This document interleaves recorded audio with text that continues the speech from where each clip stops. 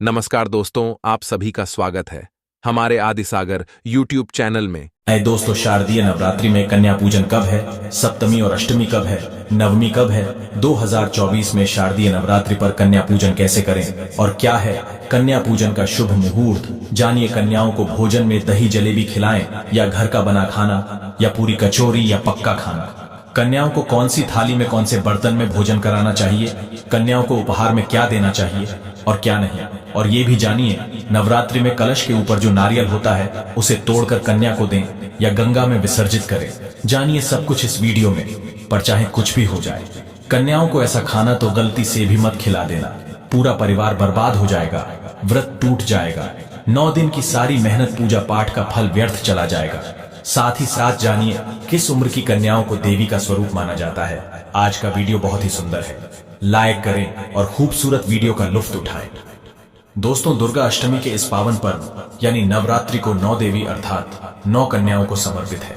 कन्या पूजन करने से हमारे समस्त पाप, कष्ट, पीड़ा, पितृदोष, राहु दोष, मंगल दोष सब दूर होते हैं। आपको बता दें, इस बार माता रानी पालकी की सवारी पर पृथ्वी लोक पर आ चुकी है और हर घर में भ्रमण कर रही है और भक्तों के कष्टों को दूर करेंगी। जब जब माता रानी पालकी पर सवार होकर आती हैं, तब धरती पर फूल खिलते हैं और फसल अच्छी होती है तथा हरियाली की उत्पत्ति होती है और जीवन शुद्ध गंगा जल की तरह पवित्र हो जाता है। इस समय के नवरात्रि बहुत ही खूबसूरत, दुर्लभ और अत्यंत मंगलकारी माने जा रहे हैं। इस बार शारदीय नवरात्रि 3 अक्टूबर दिन गुरुवार को शुरू होकर और इसका समापन 11 अक्टूबर दिन शुक्रवार को होगा। ऐसे में 12 अक्टूबर दिन शनिवार को दुर्गा विसर्जन भी होगा। दोस्तों, नवरात्रि की अष्टमी और नवमी तिथि पर कन्या पूजन का विशेष विधान है। इस बार महाअष्टमी तिथि एक ही दिन पड़ रही है, यानी कि 11 अक्टूबर दिन शुक्रवार को। ऐसे में अष्टमी और नवमी एक ही दिन पढ़ने के कारण, यानी 11 अक्टूबर दिन शुक्रवार को कन्या पूजन पढ़ने के कारण बहुत ही शुभ और पवित्र दिन हो गया है।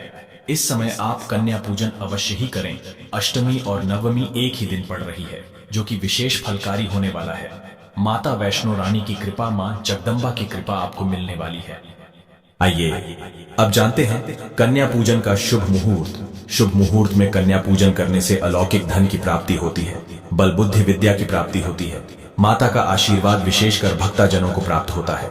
कन्या पूजन का मुहूर्त है 11 अक्टूबर को। कई शुभ मुहूर्त भी कन्या पूजन के लिए बन रहे हैं, जिसमें ब्रह्म मुहूर्त सुबह 4:40 से लेकर 5:29, तो अभिजीत मुहूर्त 11:43 से लेकर 12:30 तक रहेगा। विजय मुहूर्त 2:03 से लेकर 2:49, तो इसके अलावा गोधूली मुहूर्त 5:55 से लेकर 6:19 तक रहेगा। इस मुहूर्त में आप कन्या पूजन कर सकते हैं।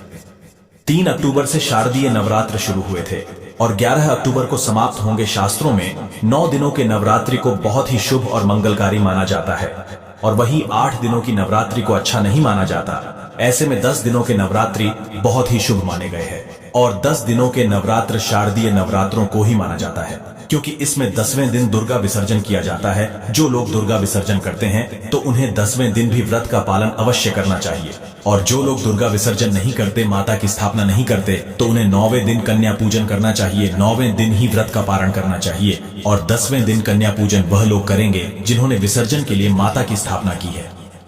शास्त्रों के अनुसार नवरात्रि के दिनों में माता रानी का पूजन करने से, कन्या पूजन करने से तीनों देवी मां, काली मां, सरस्वती माता, लक्ष्मी आपके पूरे परिवार को, व्रतधारी को अभय वरदान प्रदान करती है।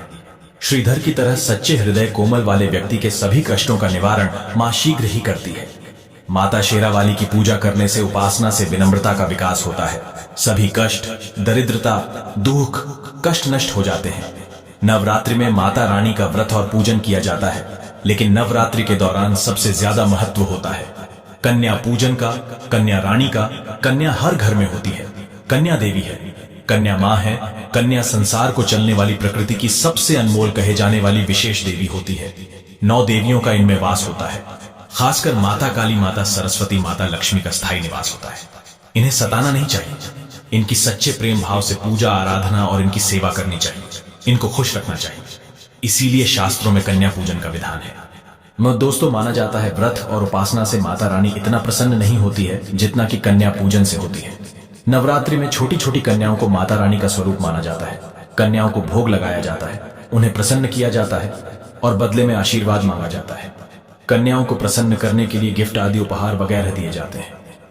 माना जाता है अगर कन्या को कोई भेंट दी जाए और वो उसे खुशी खुशी स्वीकार कर ले तो इसका मतलब है माता रानी अर्थात माता वैष्णो ने वो भेंट स्वीकार कर ली। जिन पर कन्याएं प्रसन्न होती हैं तो समझो उन्हें माता रानी का आशीर्वाद मिल गया और माता रानी की कृपा से उन्हें मुंह मांगा वरदान प्राप्त होता है। कि नवरात्रि में 2 साल से लेकर 9 साल तक की कन्या का पूजन होना चाहिए। अष्टमी अथवा नवमी को कन्याओं के पैर धोकर भोजन कराना, उपहार आदि देना श्रेष्ठ माना जाता है। दोस्तों, कैसे करें कन्याओं का स्वागत? कन्या जब आपके घर आए तब सभी के पैरों को दूध और पानी से उनके पैरों को धुलाना चाहिए। यदि यह कार्य कोई पुरुष करे तो अति श्रेष्ठ है। पुरुषों को यदि अपने पाप कम करना है तो कन्याओं के चरण अवश्य धुलाना चाहिए। फिर उसके बाद कन्याओं को किसी साफ जगह पर जमीन पर कपड़ा बिछाकर बैठाना चाहिए। कपड़ा गंदा नहीं होना चाहिए। अक्सर लोग गंदा कपड़ा ही बिछा देते हैं, इससे आपका व्रत टूट सकता है। उनके माथे पर अक्षत, फूल और कुमकुम लगाना चाहिए। फिर उसके बाद भोजन ग्रहण करवाना चाहिए। लेकिन हमेशा याद रहे कन्याओं की थाली में 3 पूरियां कभी न रखें, इसे शुभ नहीं माना जाता।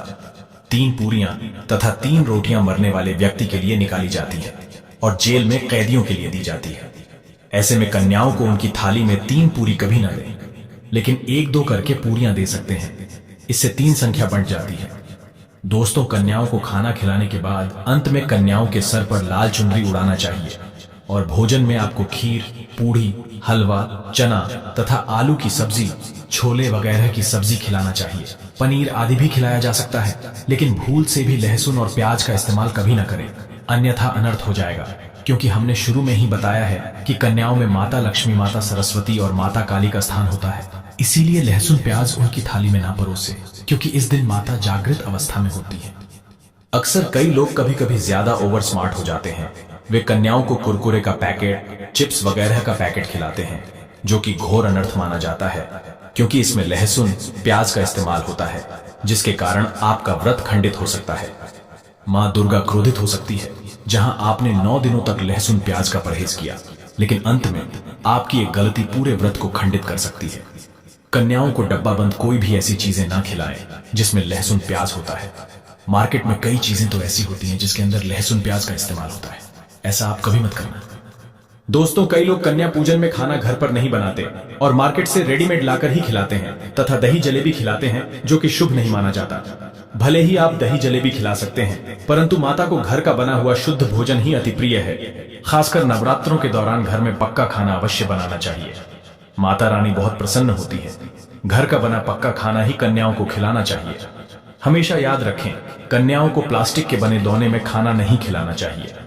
ऐसे बर्तन पूजा पाठ के लिए शुद्ध नहीं अशुभ होते हैं।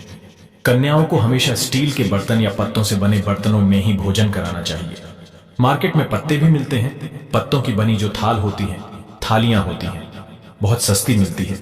5 रुपए 10 रुपए में एक पीस बड़ी आसानी से मिलते हैं, बहुत ही शुभ माने जाते हैं। पत्तों के बर्तन जो प्लास्टिक के बर्तन होते हैं उससे तो सस्ते मिलते हैं। पत्तों के बर्तन और शुभ और मंगलकारी भी माने जाते हैं। देवता इसी में भोजन ग्रहण करते हैं।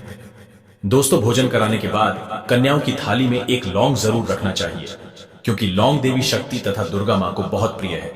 लौंग माता शक्ति का प्रतीक होती है। लौंग में नव दुर्गा का वास होता है। इन 9 दिनों में माता रानी को लौंग का भोग ही लगाया जाता है। इसीलिए कन्याओं को थाली में चुपचाप एक लौंग जरूर रख दें, आपका भाग्य चमक जाएगा। माता लक्ष्मी आपके जीवन में धन की कोई भी कमी नहीं होने देगी। आपको बता दें, कन्याओं को उपहार में क्या दें। कन्याओं को खुश करने के लिए उनकी थाली में दक्षिणा डालें, ताकि आपके घर में संपन्नता बनी रहे तथा धन की कोई भी कमी ना हो।